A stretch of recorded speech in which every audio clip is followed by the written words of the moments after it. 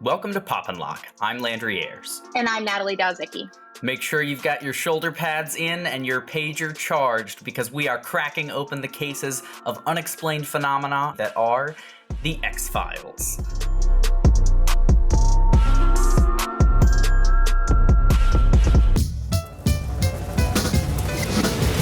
Joining us to discover if the truth is out there are historian and former assistant editor for intellectual history here at Libertarianism.org, Anthony Comegna. Hello. And books editor at Reason and author of The United States of Paranoia, a Conspiracy Theory, Jesse Walker. Howdy. So everyone, I thought it'd be good to start with what makes you love the X-Files? Why is it just quintessential 1990s TV? Oh man, I'll start with this one. There's this great literary scholar, Paul Cantor, who's sort of in the libertarian world, and he has this argument that I just love, that the X-Files and The Simpsons are the two greatest cultural products of that whole era in a generation's worth of time, and that they completely reflect the times in which they were made and the ideas floating around the world. And I personally, now that I've thought quite a bit about it in preparation for the show, I don't think any single thing has been more influential in making me who I am now, the kind of academic I try to be and the kind of libertarian I think I am, and just sort of my general approach to life has so much been shaped by this incredible show. It's just fantastic. Yeah, it's interesting that The Simpsons and The X-Files actually aired on the same night on Fox for a while in the 90s.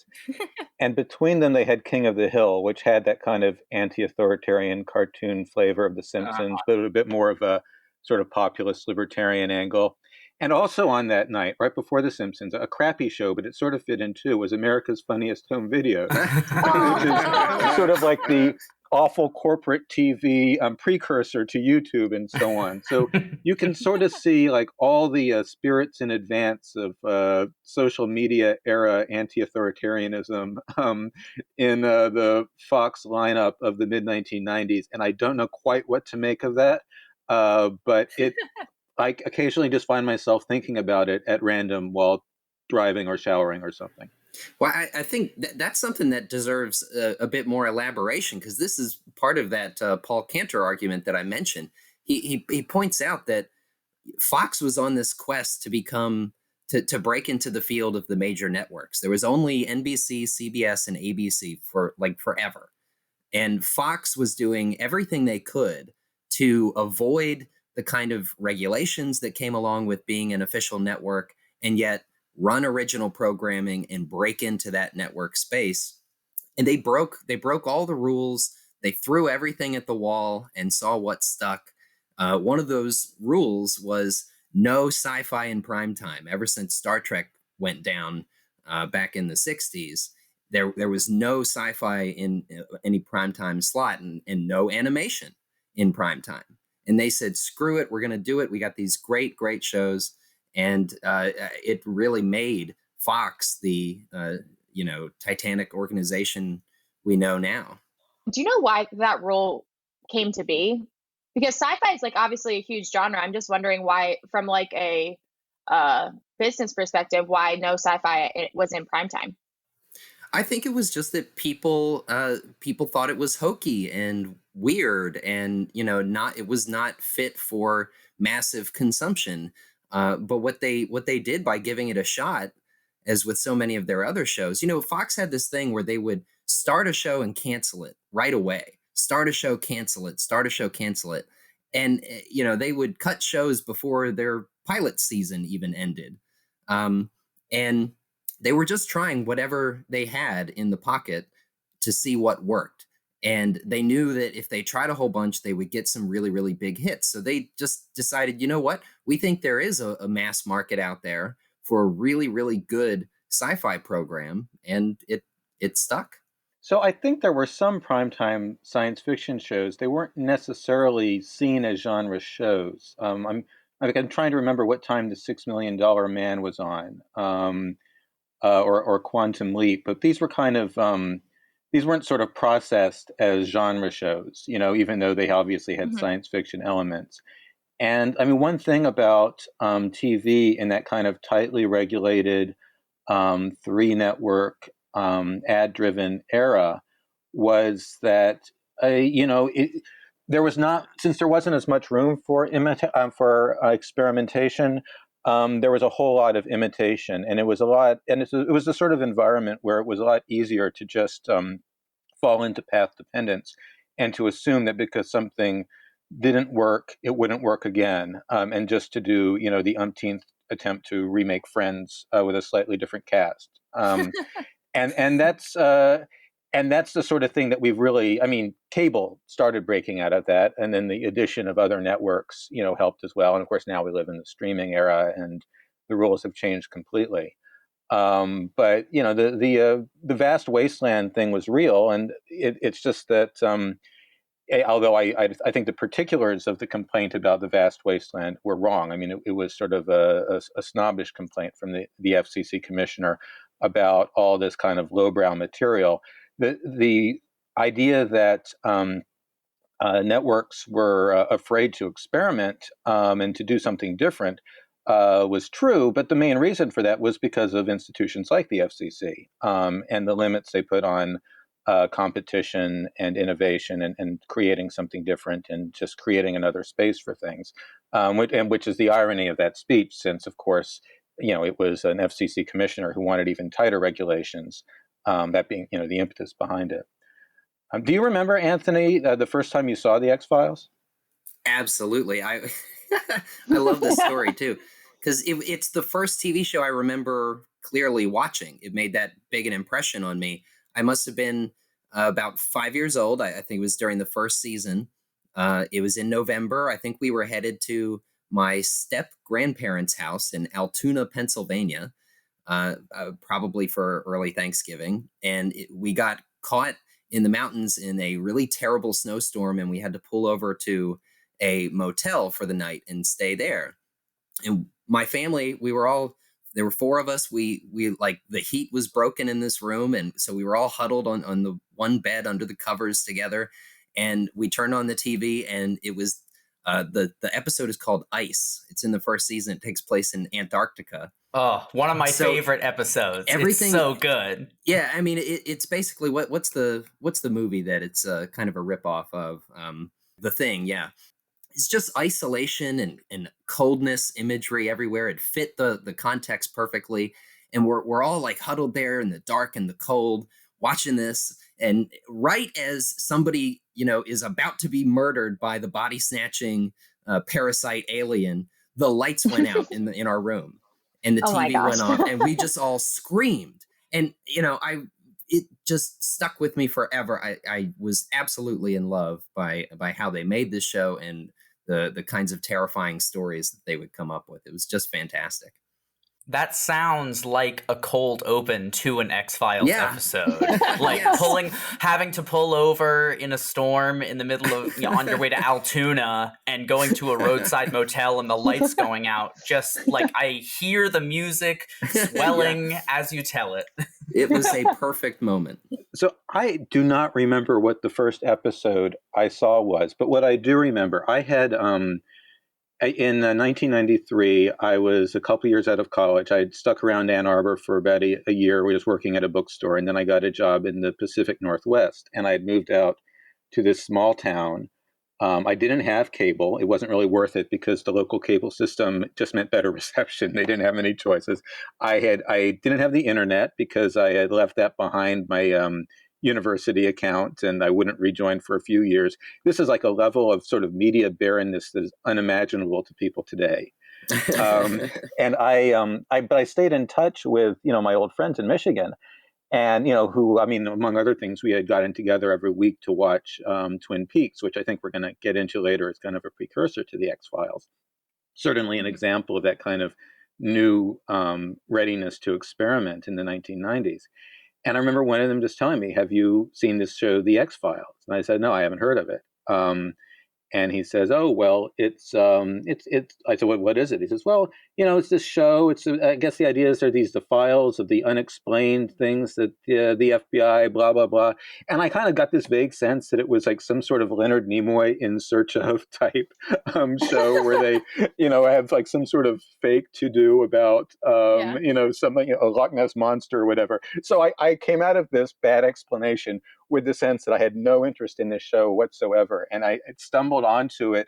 I remember it was one night where they were trying to bring in more viewers by showing a bunch of episodes in a row. And I just watched that whole evening and realized that, no, this was something very different. And, in retrospect, being in a tiny apartment in the rural Northwest is kind of the ideal place to start watching the X-Files. But yeah, and I remained a fan for. I mean, I kind of tuned out for the last few seasons, but watched pretty consistently through 1998 or 9 or so. Jesse, you bring up a point about the media landscape today and how that your type of disconnection and isolation from media would be shocking to a lot of people today. Do you think a show like The X-Files, is there an equivalent today that you think is sort of accomplishing similar things, whether in tone or in sort of popularity? And would a show like The X-Files, in its like purest, most appreciated sense, be appreciated today?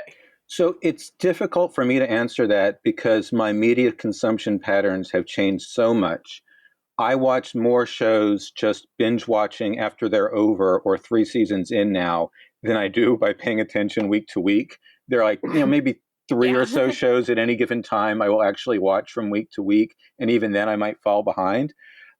So I'm just sort of not plugged in the way you could be when there was, 4 commercial networks plus PBS. But I will say that part of that sort of change to the landscape we're talking about was this discovery that you could pursue a niche audience, that you could pursue a cult audience. I mean, that was sort of a big buzzword in the 90s. Not cult as in, get in a circle in the woods and sacrifice somebody, but cult as in the devoted fans of a particular property. And obviously that was part of like the discovery of the science fiction audience in primetime was being able to do this. So, and that's actually one of the ways I think the X-Files is a precursor, even if people consume the X-Files differently than they might today consume Riverdale or I'd say that because I actually watch it, but whatever other sort of or Mr. Robot, which I guess went off the air about a year ago, or something else that's kind of in the same lineage as X-Files. It's also funny because right now, I feel like we see an explosion of these sci-fi shows. They're much more popular than they were back when the X-Files first started. But they all look very different. So even like if it's dystopia, so like something like The 100 is very popular and has a very like cult, like again, not like Kool-Aid cult, but like very loyal audience. And I think partially it's due to X-Files that we have this offshoot of many different sci-fi genres. Because I'm going to out myself here. This is the first time I've ever seen an X-Files episode. It was last week. I still think it is popular today, as in getting to Landry's question, that it can still be consumed today and seen as like popular and interesting. I thought it was very entertaining. I really liked it. And I was skeptical going into watching it. But I think one of the biggest things that struck me was that it seemed so ahead of its time in terms of casting. I noticed right away that there's a strong female lead. Scully's a strong female lead, which was, from my understanding, not, especially in primetime, not something that occurred normally unless it was like a soap opera show. Then there are obviously more females in those. But and then I read up on it later that the creator of the show actually did that intentionally, hoping that more shows would respond with more female characters or strong female leads. And I was even thinking, like, going back to The 100, The 100 has a strong female lead as well. So I'm wondering if X-Files kind of opened the door to a more robust sci-fi genre that we have today. Yeah, I mean, its influence is considerable just because it was both so successful and so well written and had such good chemistry between the leads and all the things that make people still watch it today. Of course, it also had, I got to say, one sort of negative influence. And this is something which you don't necessarily get when you're watching it retroactively, but when you were watching it week to week, there was this kind of shift where at the beginning the mythology episodes were something you looked forward to, like you were unlocking these sort of larger pieces of a bigger puzzle. And after a few years, at least for me, anytime there was a mythology episode, I would be like, oh God, it's going to be more of this stuff that doesn't add up. Just get back to the damn monster of the week. Give me a well-written Right. show that is resolved story that is resolved in 50 minutes.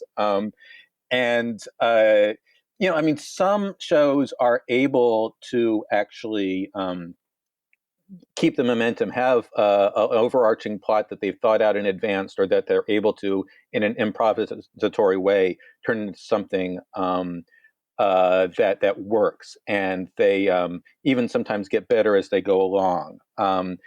But there have been so many examples of places that just kind of wrote themselves into a corner, the way the X-Files ultimately did. I mean, Mhm. Lost is kind of the famous example, but there are Lost, other ones. Dexter. Yeah, it's so I think that was the X-Files should have been more of a negative lesson, but I think like, don't do this. But a lot of people thought, well, I just won't make the mistakes the X-Files did. I'll do it this way. There's actually a moment in the final episode of the original run of the X-Files where Mulder is testifying before like a secret government tribunal or something like that. And at one point, the judge or whoever is in charge turns to him and says, "Is this going anywhere?" And I thought, oh, so many times I've said that to the screen while watching this show.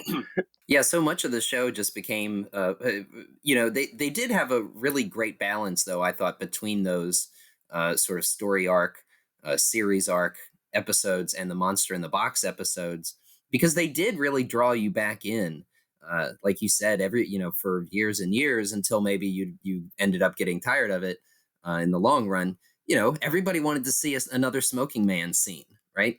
And I mean, it even made it into that song, um, whose name I can't remember. I hope the Smoking Man's in this one. Like, people definitely wanted that, and this might get us into talking about Twin Peaks a little bit, because as I understand I use my quarantine time on advice of Cato's own Caleb Brown to watch Twin Peaks, and as I understand it, David Lynch's intention going into that show was to always leave the murder of Laura Palmer unsolved, specifically because he hated how TV had become this like throwaway thing where you tune into a meaningless episode each week that goes nowhere except with somebody dying at the end, and justice being served and whatever. And what he wanted to do is show how the murder of a single person like Laura Palmer could so deeply impact people's lives across this place of Twin Peaks.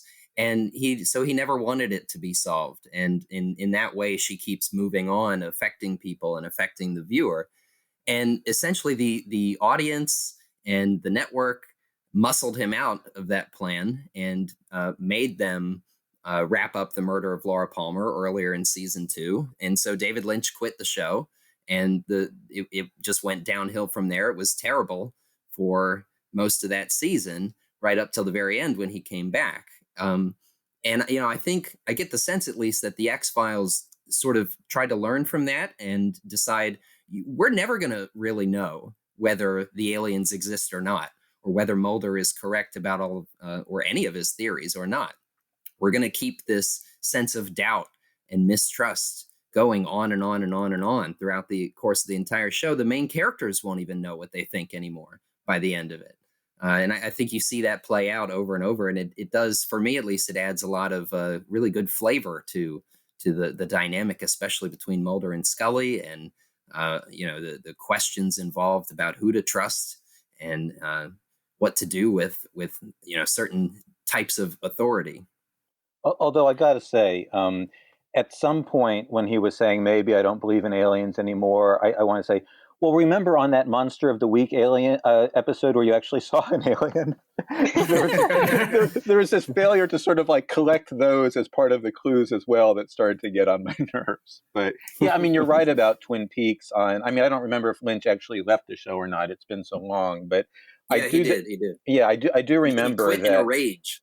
Is that I had during the first season when it was super popular. I mean, I thought it was bizarre that the hype around it was sort of in that kind of who shot JR style, who killed Laura Palmer, when to me, that was not what was interesting about the show. And certainly those, I mean, I would watch that as a communal thing with a group of people. And I don't remember any of us like afterwards trying to theorize about, I mean, maybe a little bit. I mean, it was more like these sort of weird moments of, the FBI agents suddenly going off on a rant about Tibet and throwing stones. That was the sort of stuff we wanted to rewatch. We were interested in these characters. We were interested in the surrealism. We were interested in the humor. And if an episode had a lot of those moments, then, our housemate might get home from work and we'd say, oh, we're going to watch this again, because we would always record it on VHS tapes. Again, this is like another media era. So, and it was bizarre to me that I don't know how typical we were, but I felt like there was a disconnect between what a lot of the fans were getting out of the show and what a lot of the network hype machine thought we wanted to get out of the show. And what they were playing up in the advertisements. And of course, back then there were online discussions, but the web didn't even exist. I mean, we're talking about Usenet and its counterparts. And so you can actually go back and look at those, but I'm not so sure that it was influencing network, for better or for worse, network decisions the way online discussions can today. This is kind of a good segue into the very first episode, and I saw that Jesse pointed this out in his notes too, is that in the opening credits, it says the following story is inspired by actual documented accounts. And I think this is, again, kind of at that surrealist point. I looked at that and I had a very puzzling look. I was like, wait, isn't this show about abiliens and conspiracy theories? That's right, Natalie. And I was like, am I reading this correctly? Well, that's the sort of thing that makes you think you're watching In Search of, Right. And that's, I think that there was really that kind of a genre influence of those old sort of 70s shows on the X-Files. And also, of course, the other thing is that this is at the peak, or one of the peaks, of public interest in the idea of alien abductions. You had all these people who had said they'd had recovered memories of being abducted by aliens. This was a huge pop culture thing right then, and a lot of people believed this was actually going on. And I think part of what was going on there was kind of an effort to appeal to that audience. And maybe there's some half-assed way that it's half true, like it's documented that somebody claimed this happened to them under hypnosis, But that's itself part of the political context of the pilot. I mean, the two most important things to me, as far as when the X-Files started, is first of all, it's in that moment, that historical moment after the Cold War and before the War on Terror. And this is the one time in my life that the United States has not been sort of permanent in a sort of permanent mobilization against an enemy, an outside enemy. And that had a real interesting impact on the culture. And part of it, I think we might get into this later, one thing the X-Files does is to rewrite the history of the Cold War. But another thing it does, and this is related to that, is to start imagining enemies elsewhere, which really fits what a lot was happening. Certainly on the political right, you had the sort of people who in the past might have been suspicious of the Soviets, were now looking at something like Waco or Ruby Ridge and casting their eyes upward, and being much more suspicious of government that they were cheering on, rah-rah, just 5 or 10 years earlier. But also, the abduction story goes back, a different sort of abduction story goes back a long ways in American history. You have captivity narratives in the earliest, some of the earliest literature of the colonial era, people talking about being captured by Indians and living among them and then coming out. This was not, I mean, there's actually an even earlier version of the genre in Europe with people being captured by pirates. And there's a passage I brought here from Richard Slotkin, who's a historian and literary scholar, in a great book called Regeneration Through Violence, describing the archetypal captivity story. He says, a single individual, usually a woman, stands passively under the strokes of evil, awaiting rescue by the grace of God. In the Indian's devilish clutches, the captive had to meet and reject the temptation of Indian marriage and or the Indian's quote-unquote cannibal Eucharist. To partake of the Indian's love or his equivalent of bread and wine was to debase, to un-English the very soul. There was this idea of you being captured by an alien force. And I should add that, in a lot of the early conspiracy theories of colonial era, it's not just Indian conspiracy. They were believed to be actually being directed by Satan. And even in some cases to have been brought over from Europe by Satan when Christianity spread Europe and he wanted his own base elsewhere.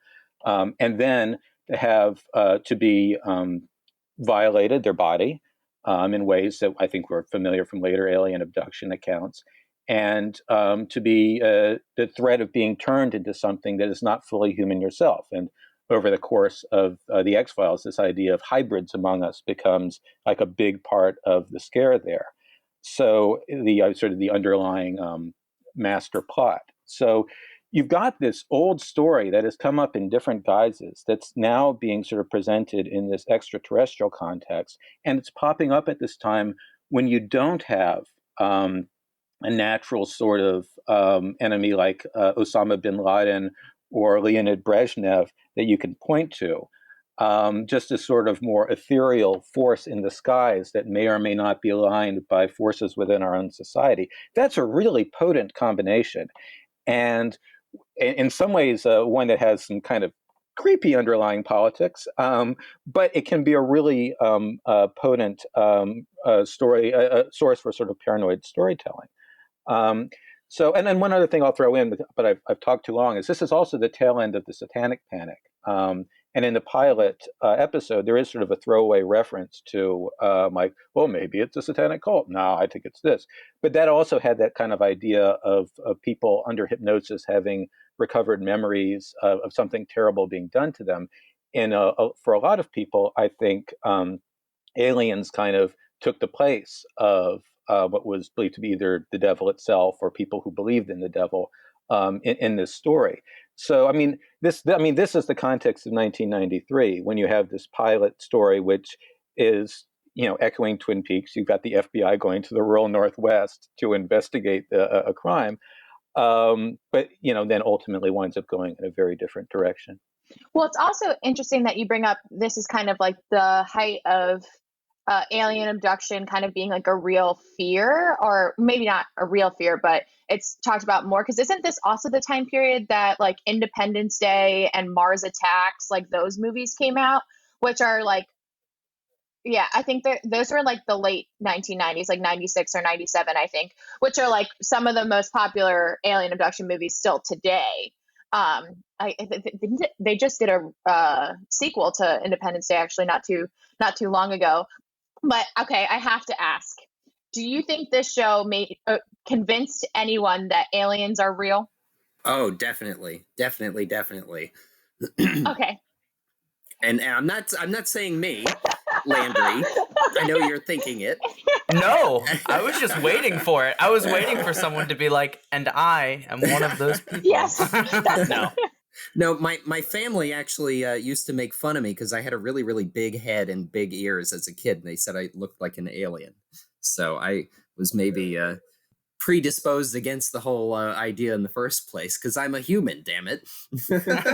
By the way, this was also the big boom in pop culture of angel stories. I was working in the original actual Borders bookshop, if you remember that chain in Michigan before I left town. And there was suddenly like all these books about angels, people buying angel books, people buying angel tchotchkes.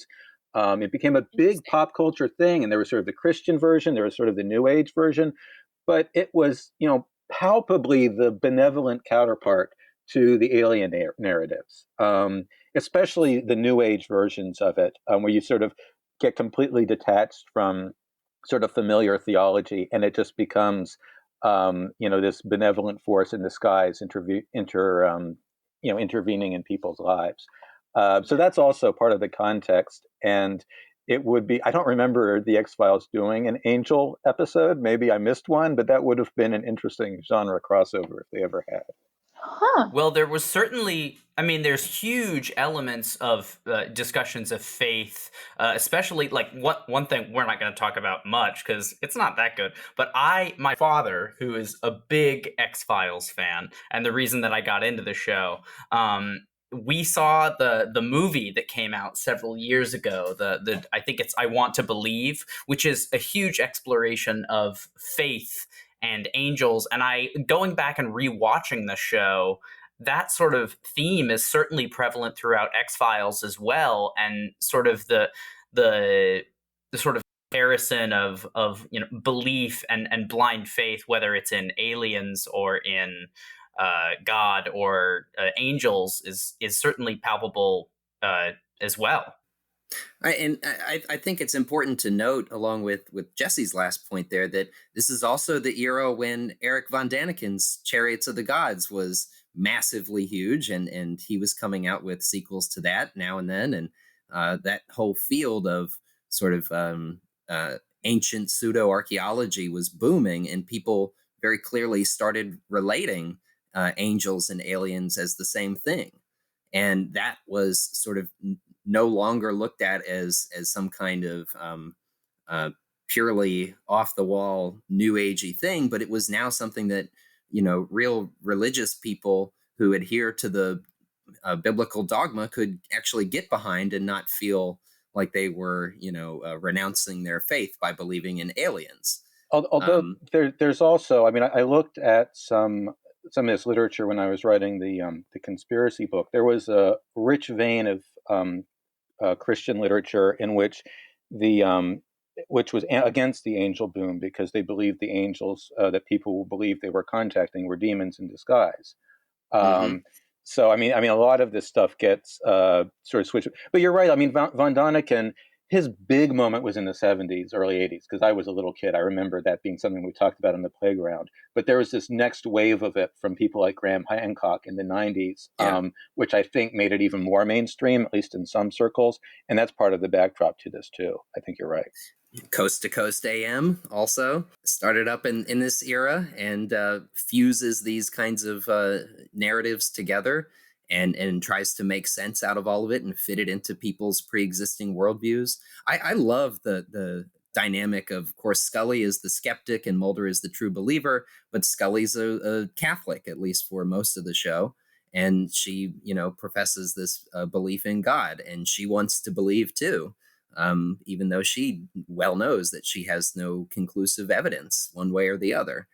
But she still can't seem to relinquish that because it provides her some genuine comfort, something she feels like she can hold on to and count on. The more that she sees, the world go to hell and everybody is a liar and everybody's distrustworthy or mistrustworthy. And, she still finds value in simply believing in her faith, even though it is challenged over and over again.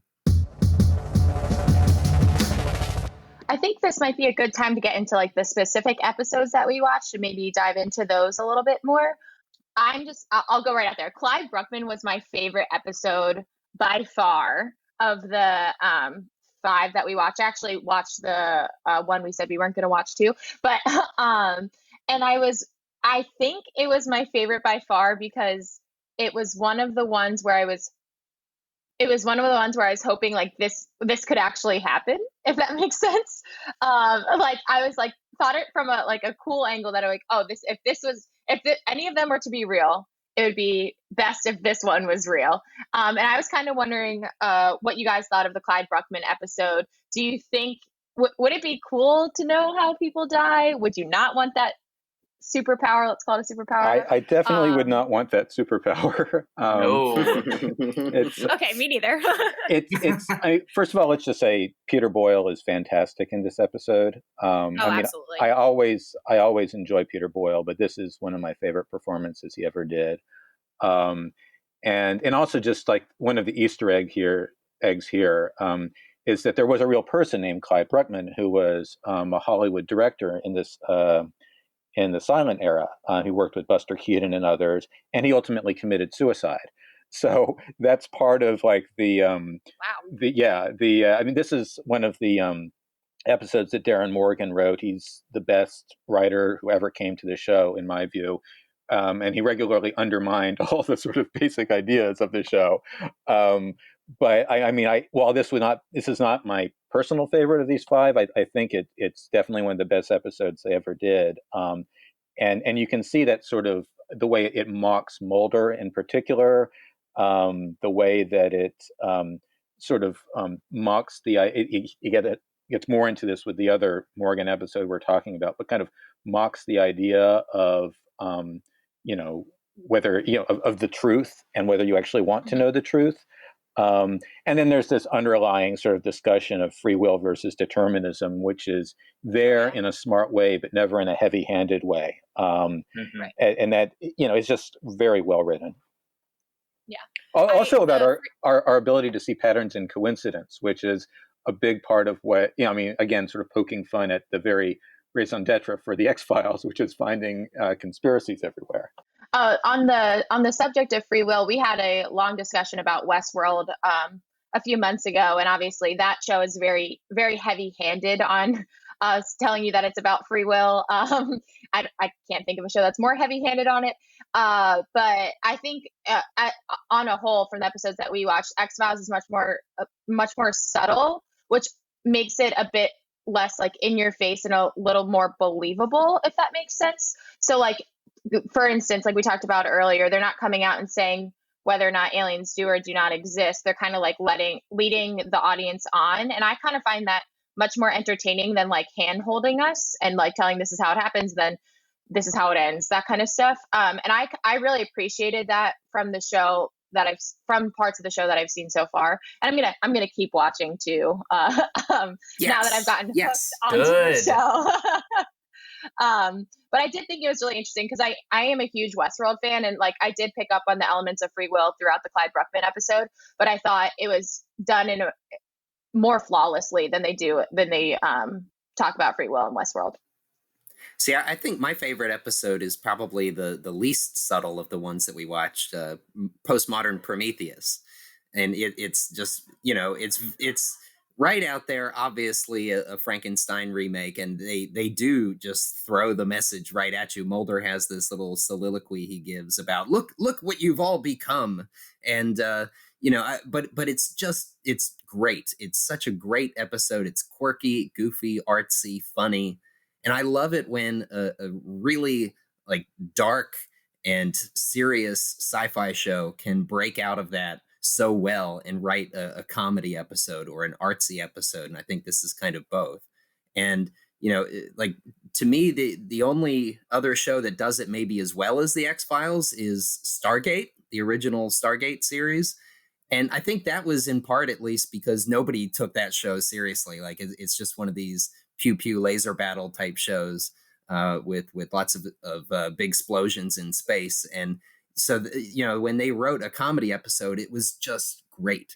And, I think that people may not have even really thought to do that if not for a show like the X-Files breaking out of it at least, twice a season and doing such a great job at it. It's not cheesy and dumb like when Star Trek does it.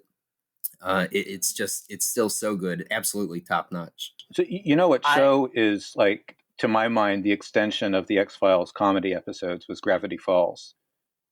If any of you guys watched that cartoon? Yeah, I've seen some of it. It certainly does. It leans on that, certainly. Yeah. So can I make 2 points about Postmodern Prometheus? Because this is one of my favorite episodes. Absolutely. It's certainly my favorite one that Darren Morgan didn't write. But this is the one that happens when the show is confident enough in itself that it's willing to end an episode by having Mulder and Scully take Frankenstein's monster to a Cher concert. And that's the kind of thing you do. I mean, either you're jumping the shark or you are reaching new levels of the sublime. And in this case, I mean, that final scene is one of the most I mean, whatever else you think about the rest of the episode, which I enjoy. They have Jay Peterman as Frankenstein. Yes, I mean, yes. it's. But I mean, that is one of the most joyful scenes I've ever seen on television. Certainly the most joyful scene in this show. But the wild thing about it is that, I mean, it's preceded, of course, by Mulder saying, "This is not how it should end. I want to see the writer. I want a new ending." And I think that scene is the alternate ending for the series as a whole. Because the central horror of the X-Files is this idea of alien invaders abducting people and violating their bodies and producing hybrids. And this is a story about this alien-seeming creature invading people's homes, violating their bodies in ways that are actually really kind of creepy to think about, and producing hybrids. And then that final scene reimagines the whole idea as a utopia. They all come together. Everybody is happy.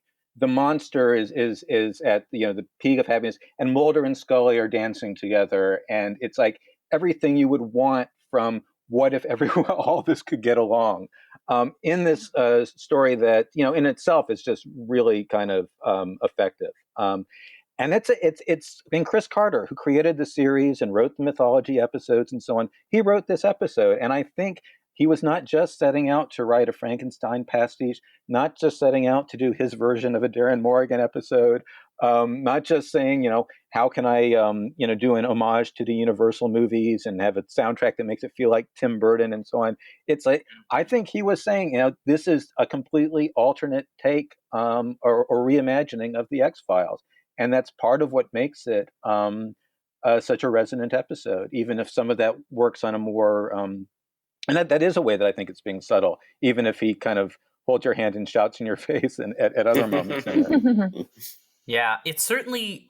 I had seen a lot of the X-Files before. I mean, not getting into the later seasons. I've seen bits and pieces here and there, but for some reason, I had never seen Postmodern Prometheus, at least not to my recollection.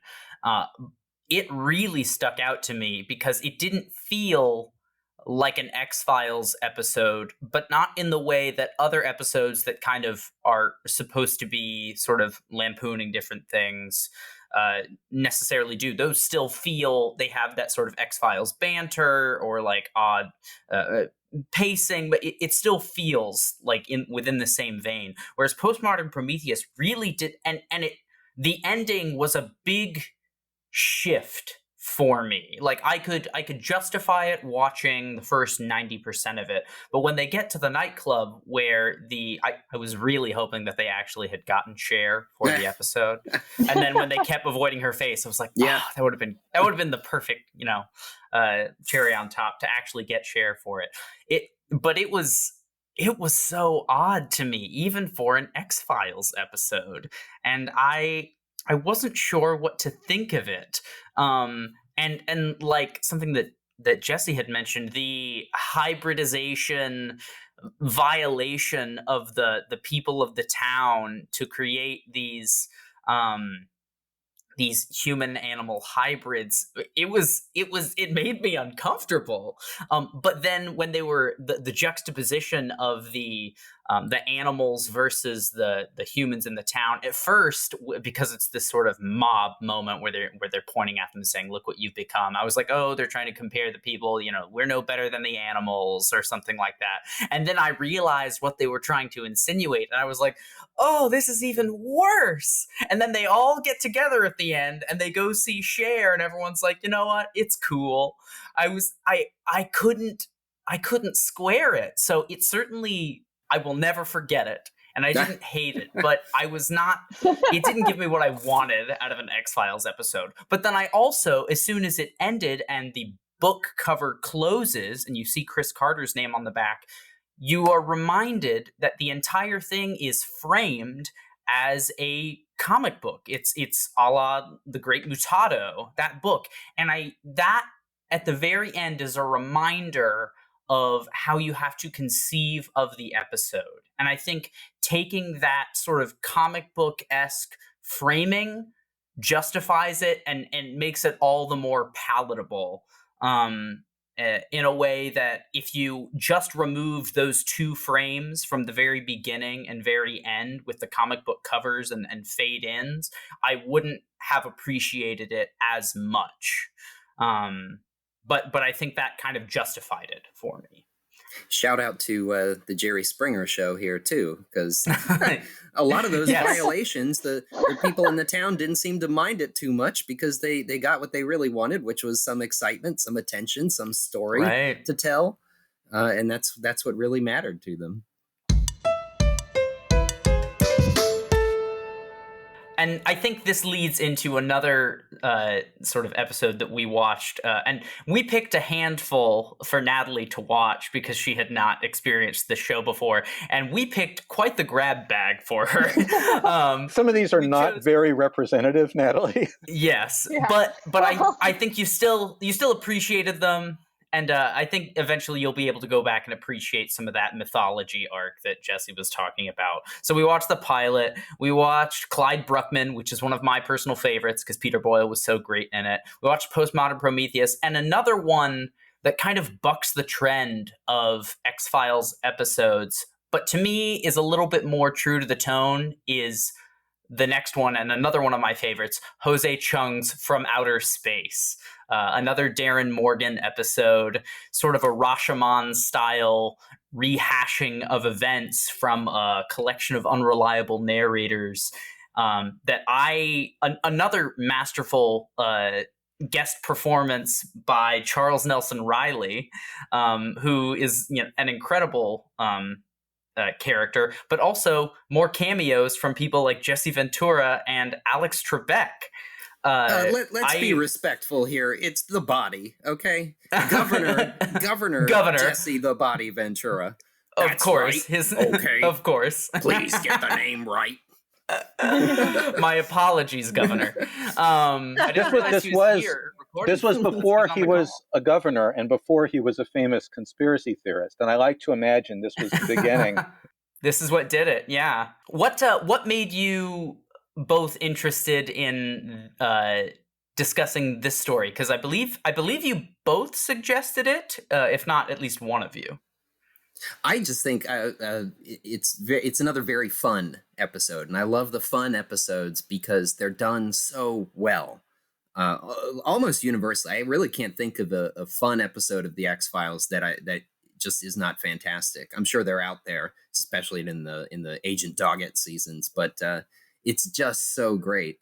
And yeah, you gotta love Jesse the Body popping in there. It's the real Men in Black. I will say on the topic of fun episodes, the Forrest Gump pastiche did not quite work for me. But I'm sorry, I interrupted you. Go on.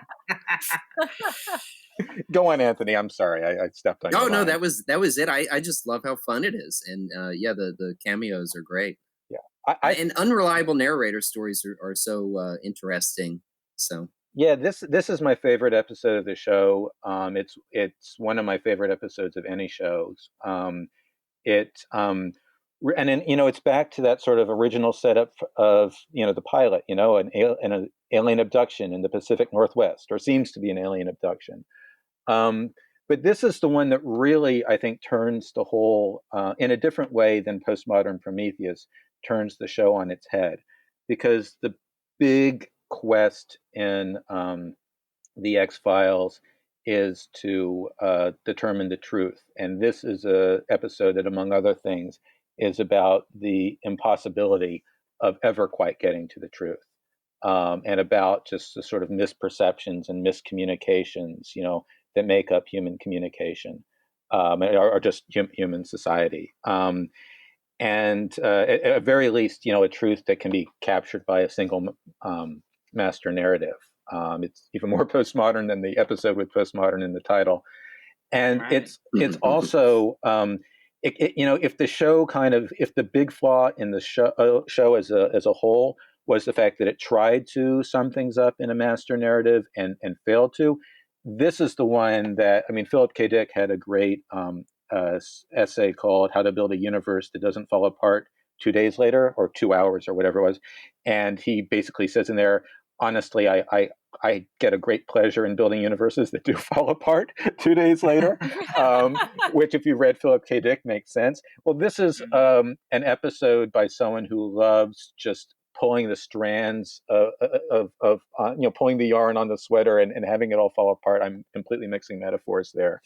I mean, and it's got all these embedded in jokes. I mean, Jose Chung is a sort of mashup of John Keel with Richard Condon.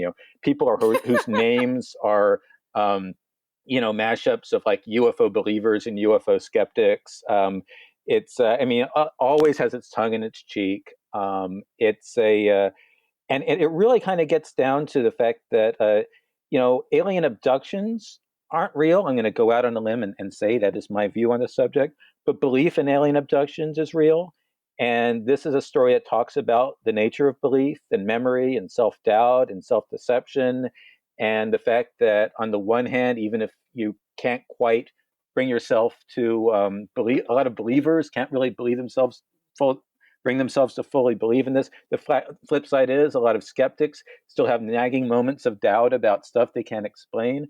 So like this episode, a lot of stuff can be ultimately explained if you think about it, but there are a couple things that are just flatly contradictory. The big one being when we have the two versions of Mulder going into the coffee shop. In one, he talks with the person who gives him the whole, and in the other, he just sort of comes in and he's like, he's almost doing an Agent Cooper from Twin Peaks. Literally what I was thinking. Impression. It's the most Twin Peaks. Yeah.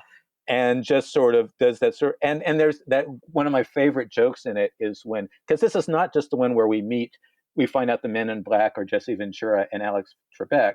This is the one where someone else meets Mulder and Scully and thinks they're the men in black, and actually calls what is it that he calls Scully, like the woman man in black, the female man in black? Yeah. And it's she was trying to pull off an impression of a red-haired woman and not doing it very well. Yeah, I think how he a little too red. Yeah. And so many, like the alien, the parody of the alien autopsy dissection video, which was, those of you who weren't around in the 90s, this was a big TV event, what was supposed to be an on-camera, not abduction, dissection of an extraterrestrial, which is, up there with, going into Al Capone's vault in terms of, TV belly flops. And just, it's a wonderful episode. And the only problem, as with Postmodern Prometheus, the only problem with just setting someone down and saying, watch this, is that you appreciate it much more if you have sat through a couple seasons of the show and see all the ways that it's, parodying and answering and engaging with what the show usually does. Plus, there's the cigarette smoking alien, right, who's freaking out. Right. And that's just great. The episode that is most like this in my mind, that is also absolutely fantastic, is in the latest season, called "The Lost Art of Forehead Sweat," which is a terribly unreliable narrator telling an absolutely ridiculous comic bookified story of his having actually been Mulder's old partner, Mulder and Scully's partner, and then it replays all these scenes from the old show where he's just sort of popped in the background and says some clever quip, and they cut to the next scene, and it's just great. They do this so well. The final episode that we watched is, I think, one of the more traditional style episodes. It leans towards, but doesn't get directly involved in, ideas of the mythology arc and the sort of government conspiracy and involvement with things, though not necessarily with aliens. But leans less on aliens and more on the government conspiracy theme, is the Pine Bluff variant, in which Mulder is undercover, trying to infiltrate a militia-like group that is spreading some sort of bioweapon in different places, and not even Scully knows what's going on until a certain point in this episode. And I was curious, Jesse, you suggested this one because of its comparison with another episode from season 4 called Unrequited, because they both deal with like militia-like groups or something like that. Would you care to explain why you think these two are interesting? Yeah, well, this is another part of like sort of locating the original X-Files in the time period that it was produced. I mean, the militia movement emerged in the 1990s, and I talked earlier about sort of that context of Waco and Ruby Ridge, not having the Cold War around and not having the war on terror yet. Um, and on the one hand, the militias held a lot of conspiracy theories, including some that overlap with the conspiracy theories in the X-Files. On the other hand, there were a lot of conspiracy theories about the militias, and in the mainstream. And so there was this kind of double paranoia happening at that time.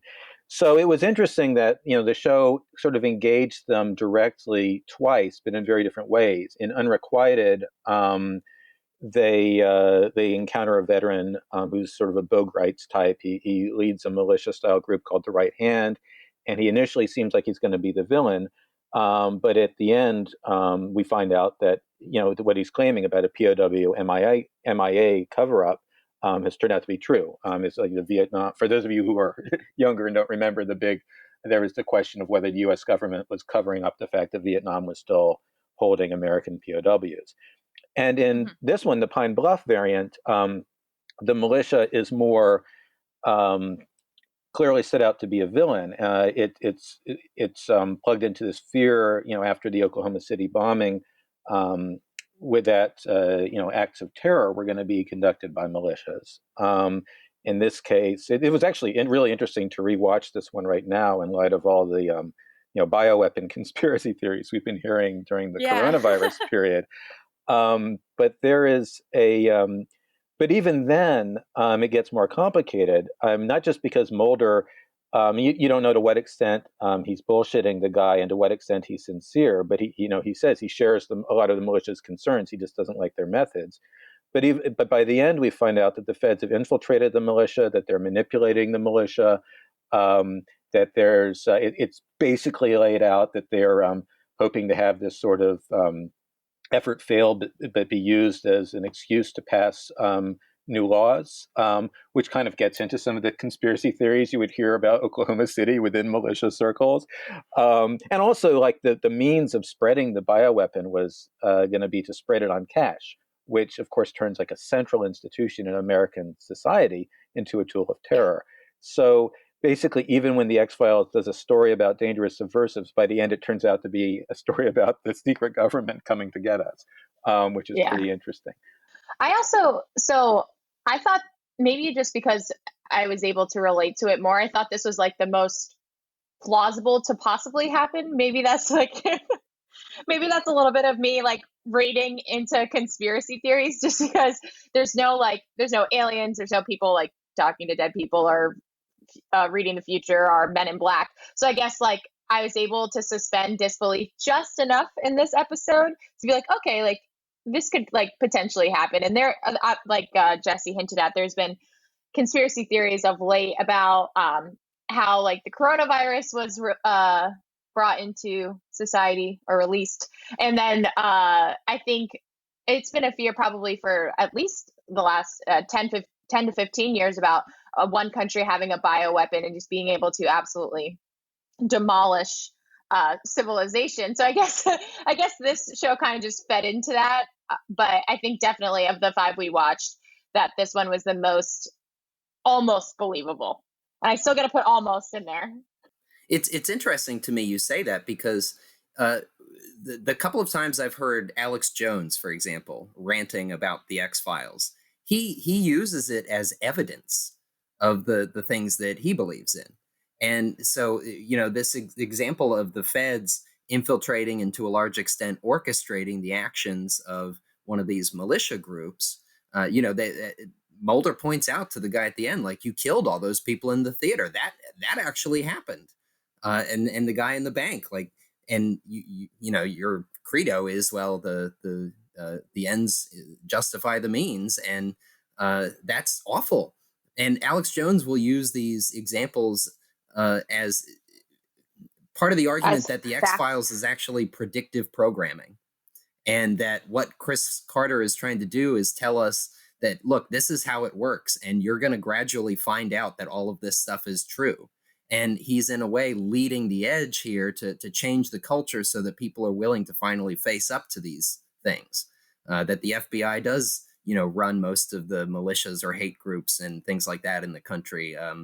And at a certain point, you can't really separate them.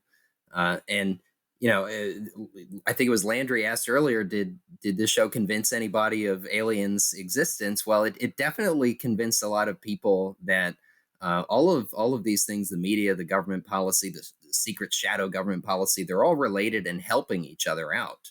And that this is an example of media that tries to move us to the point where we accept these things, or we can't understand these things anymore. And we can't disentangle all of these threads. And so, sometimes the militia people need to pay attention to storylines like this, because it's trying to show you how your group actually works, and you need to wake up, so the hero for him in an episode like this is the militia guy who loses, right?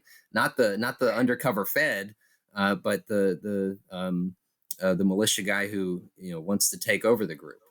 I know this episode kind of feeds into a little bit of Cold War history coming up. And I know that Jesse had hinted at earlier that the X-Files attempts to almost rewrite Cold War history. Could you elaborate on that a little bit, Jesse? Yeah, I mean, every time, or almost every time, they talk about the overarching mythology, it goes back to the original sort of boom in UFO sightings after World War II at the beginning of the Cold War, which is a whole other topic we can get into. Right. But and it sort of reimagines the history, especially of like the 1950s. But also, I mean, this actually happens in that Forrest Gump episode. Things like the Kennedy assassination and all, through the lens of what all these people have been doing. And it's kind of this moment when, after the Cold War is done, it's possible for a lot of people. I mean, of course, during the Cold War, a lot of people were able to say, hey, I think our government is up to no good. But a lot of folks who were, sort of loyal citizens, or whatever you want to call it, during the Cold War, were perhaps more willing afterwards to, at least in the bounds of fiction, to say, hey, let's question this. Let's see what insidious forces might have been at work. But by the way, this sort of relates to the Cold War and also to the bioweapons side of things. But earlier, I think it was Anthony who mentioned Paul Cantor. He has a line where he says, the central image of threat during the Cold War was a nuclear explosion, destruction that starts at a clear central point and spreads outward.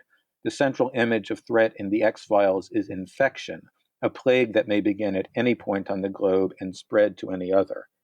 And that's something which I don't think went away when the War on Terror began. And that certainly still feels resonant right now. Just generally, there's this generalized dread about globalization and porous borders, and what kind of invisible enemies might be even in the air, literally. And that's a big part of the X-Files. You can see that at work one of the fears in this episode, and obviously it's still with us today. And now for the time in our show that everyone looks forward to, where we explore the other types of media and content that we are enjoying during this time of social distancing. This is Locked In. So, Jesse, Anthony, what else are you enjoying during your time at home? Well, apparently I must hate myself quite a bit, because I spent the weekend watching the entire Libertarian National Convention online. Wow. The world's first virtual convention by a major political party, nominating the first woman candidate for president in the party's history. It did end up with some pretty interesting results. But yeah, what an S show that was. Yeah, I guess I'm a bit of a glutton for punishment, but it was very interesting to see how that virtual convention unfolded. And then I've been using, as I said earlier, I watched all of Twin Peaks, and that's just been fantastic. So I've been watching a ton of David Lynch interviews too.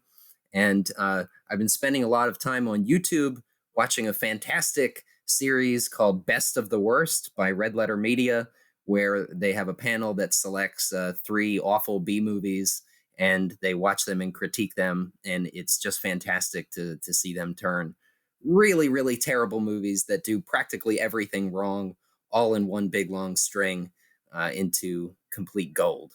So I just finished doing a binge watch over a few weeks of Person of Interest, which is one of those post X-Files shows. It's in this sort of space where it's too old to be contemporary, but not old enough to have like a hipster revival. So I might be the only person who was watching it. But I might write about it because it's really interesting politically, especially to revisit now. And it's also a case of someone of a show that does the mythology thing right. There's this, not only does it gets better as it goes along. I mean, the last 3 seasons are much better than the first 2 seasons, which are kind of, I'm half enjoying it, half, mocking it. But also, I mean, every time they fill in the mythology a bit more, it never gets ridiculous, and it actually winds up turning into a master narrative that's really compelling. And the final season in particular, I liked a lot. I've also been, in my case, rewatching, in her case, watching for the first time with my teenage daughter, Cheers, which is fun. Oh, And yeah. my family has been, my other daughter is 8, so there's not a whole lot of stuff that's fun for both a 14-year-old and an 8-year-old. But we have had some family movie nights that have often been Pixar movies. And we watched all but one of, we didn't watch the Toy Story 4 because we had just seen it last year, but we watched the first 3 over the course of a week. And it's really interesting to watch those all together rather than spaced out as they came out in the theater, which is how I originally saw them. I mean, the first 2 I had not seen in more than 2 decades. And I got to say, they hold up really well, better than I remembered. I mean, I liked them a lot the first time, and they were, even in some cases, even better than I thought they were the first time. So if you haven't seen them recently, go watch a Toy Story movie. It's funny, so I have a 2-year-old nephew who is like obsessed with Toy Story. Like, he only knows the names of like a few Disney characters at all, and he knows all the Toy Story characters. And he has like, we got him Toy Story bedroom and all that kind of stuff. So I actually did the same thing. I watched them all with him within like a week or so, not too long ago. And I thought it was very interesting because just the way it grows up is interesting to me, because obviously I saw them when they came out and I love them then, but I love them for different reasons now. Just because Disney and Pixar do a really great job of kind of leaving in things for adults to get giggles out of as well. And I kind of enjoyed watching my nephew see it too and be so excited about Toy Story. Although his favorite Toy Story character is now Forky. Just because it's in the most recent one. If you don't know who Forky is, you definitely need to see Toy Story 4. But that's also how my nephew learned the word trash, because Forky's are always trying to throw himself away. So it's like little stories like that I really love about Toy Story, or some of those older movies that kind of like grew up with me. Other things I've been watching. So when I was younger, we used to watch Survivor like pretty religiously as a family. We would like every week we'd like sit down and watch it at 8 p.m. That probably stopped when I was around like 12, and I kind of forgot the show existed. But now that I have Hulu, I like had been binge watching Survivor again. Just kind of something to have on in the background since I'm like working from home, and I kind of like having noise on, and I kind of like to see the drama. I also am into this weird show called Selling Sunset. It has Chriselle Hartley in it, which is Justin Hartley's in the NBC show This Is Us. That's her husband. But it's like a cross between like Love It or List It on like House Hunters and like Real Housewives. So it's a really interesting. So it's about like the Oppenheim Group, which works out of the Hollywood Hills, and they sell real estate in Beverly Hills, Hollywood Hills, and like Bel Air and stuff. And it goes through like all of their office drama, but then it like for a solid like 20 minutes in the show too, they're like showing you these like crazy expensive, gorgeous houses in the Hollywood Hills. So it like has just enough drama to keep me hooked, but also like I also like the Fixer Upper, Love It or List It type shows. So it's an interesting cross between. It's on Netflix if you haven't seen it. During my time at home, we are finishing and coming to the end of something I mentioned during our last recording, which is another excellent Bravo television show called Below Deck, about yachties that work on a mega Terrible. yacht. It's awful. Oh, it's so bad. so awful, but I do love it. So I'm kind of trying to find some new things, but I have recently been listening to the newest season of a podcast that has just started back up again called Articles of Interest, which is produced by Avery Trufelman, who is one of the producers for another very, very popular podcast called 99% Invisible, which is generally about design, hosted by Roman Mars. But one of their producers has this limited series project called Articles of Interest, as I mentioned before, that's mainly about clothing, and tells these really incredible stories about how certain pieces of clothing came to be, became popular, accessories. So there's episodes about blue jeans. There's one about pockets. There's another about the one that I just listened to that was really, really fascinating that I had never thought about before. It was about perfume. And it became not just about perfume, but like the scent aroma industry and all of the different scents and products out there that have scents that you wouldn't think do, and how that industry and trends have changed from like the 50s and 60s into the 90s and today. And it was really interesting, but also very emotional, because of all of the sort of sense memory and evocative nature that our sense of smell has that they discussed. So I learned a lot, but at the end, there's like some really emotional moments where they talk about appreciating your sense of smell and the memories that can, and the emotions that those things can bring up. And it really got to me. I was walking back from the grocery store when I finished it, and I was tearing up a little, but it was in a good way. And I also have been listening to another few podcasts by another former 99% Invisible producer named Sam Greenspan. And they have produced one called Bellwether that I think there's only one episode out of. And they're currently trying to finish up the rest of the first season.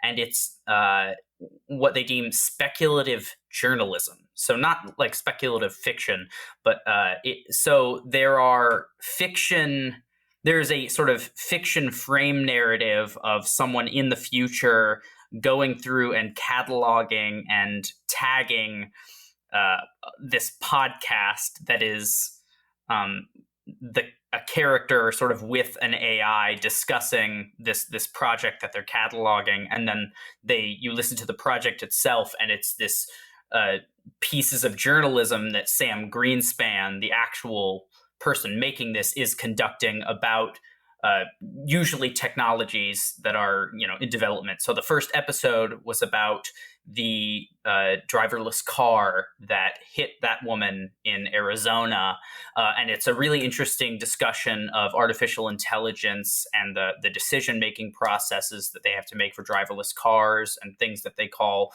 like the crumple zone, and those split-second decisions that they have to make within this nested fictional narrative. And it's also just like really, really sonically interesting, amazing music and production that sounds at once very analog and organic, but still science fiction-y. So if you're into that, I highly, highly recommend it. I've also been trying to catch up on some old short story magazines that I had bought several years ago. They sadly stopped publishing the magazine, I think about a year ago, but Tin House publishes an amazing quarterly magazine of short fiction and poetry and reviews that I really, really enjoy. And I plan on watching Howl's Moving Castle very, very soon, because my fiance really, really wants to watch it. And I think that'll be a nice escape. So I'm looking forward to some Miyazaki films to distract me from our current climate. Thanks for listening.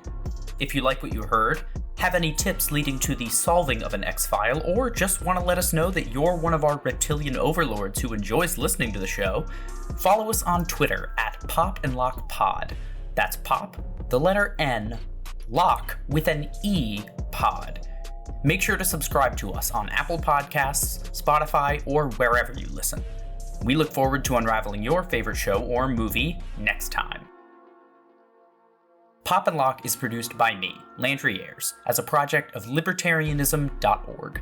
To learn more, visit us on the web at www.libertarianism.org.